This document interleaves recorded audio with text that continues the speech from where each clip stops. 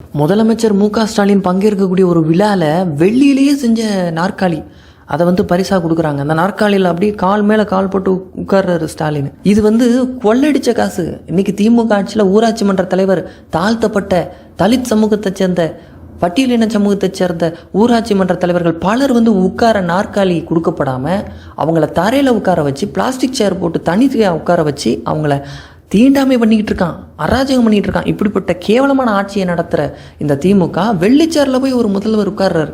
அண்ணன் சீமான் என்றைக்குமே இது போன்ற புகழ்ச்சியவோ ஆடம்பரத்தையோ ஏற்க மாட்டார், அதுக்கு மயங்க மாட்டார். ஒரு மாலையை கூட ஏற்றுக்கொள்ளாத ஒரு எளிமையான தலைவராக சீமான் இருக்காரு.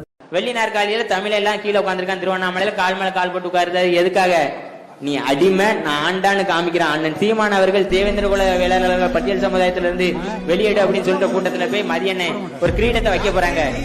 அண்ணன் வேண்டாங்காரு, தலையில கிரீடத்தை நீ வைக்காதங்காரு.